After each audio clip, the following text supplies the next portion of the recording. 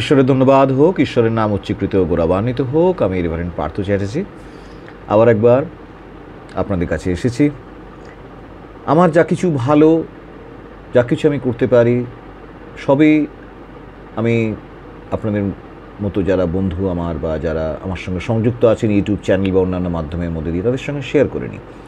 তো আমার অজস্র প্রকারে বিভিন্ন শখের মধ্যে যেমন সর্বপ্রথম এবং সর্বপ্রধান প্যাশন হচ্ছে থিওলজি অ্যান্ড প্রিচিং, প্রভুর বাক্য প্রচার করা, যেহেতু আমার সর্বপ্রথম বলতে পারেন আমার প্রথম প্রেম। ঠিক সেরকম আমার একটা খুব সুন্দর অভ্যেস আছে, সেটা হচ্ছে কবিতা লেখার, কবিতা আবৃত্তি করতে আমি খুব ভালোবাসি। আর তাই মাঝে মাঝেই অনেক সময়তে কবিতা আমি বিভিন্ন সোশ্যাল মিডিয়া, ফেসবুক হোক বা ইউটিউবে হোক পোস্টও করি, কিন্তু আবৃত্তি করার লোক সবসময় সামলাতে পারি না। তাই আজকে আমার নিজেরই স্বরচিত কবিতা একটি আবৃত্তি করব ঈশ্বরেরই গুণগানের জন্যে। ঈশ্বরের ধন্যবাদ হোক, কোনো কিছুই আমি ঈশ্বরের গুণগানের জন্যে, গুণগান ছাড়া অন্য কিছুর জন্য করি না। তো ঈশ্বরেরই গুণগানের জন্যে একটি কবিতা আবৃত্তি করব, আমার লেখা কবিতা। এবং সেই কবিতাটা শুনে যদি আপনাদের ভালো লাগে তাহলে অবশ্যই আপনারা এই ইউটিউব চ্যানেলটাকে সাবস্ক্রাইব করবেন। ঈশ্বরের গৌরবের জন্য আবৃত্তি করি, উপভোগ করবেন। অশেষ করুণা এই প্রভাতের কিরণ, ঈশ্বরের স্পর্শে জাগে হৃদয়ে মন। নূতন দিনের নব আশীর্বাদ, করুণা, দয়া, শান্তি আর প্রেমে ভরে জীবন। সূর্য হেসে বলে, ভয় করিও না, ঈশ্বর আছেন, তুমি একা না। প্রত্যেক নিঃশ্বাসে এক নূতন গান, তার কৃপা, অনুগ্রহ, ক্ষমা বড়ই মহান।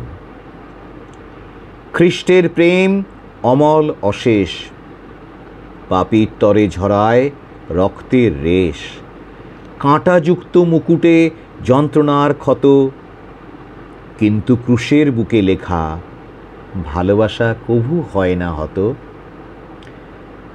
নির্জন পথে আঁধার রাতেও তার প্রেম জাগে দীপশিখার মতো।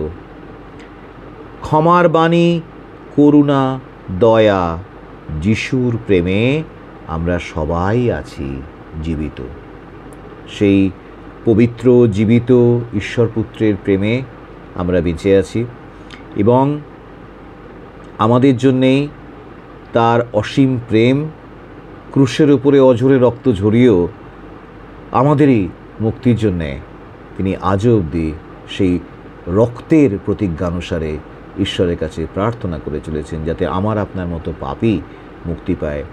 তাই ঈশ্বর বলেন, আমাদের বলেন, এই প্রকৃতি আমাদের বলে, সূর্য চন্দ্র আমাদের বলে যেন অকথিতভাবেই, যে তুমি ভয় করো না, ঈশ্বর তোমার সঙ্গে আছেন।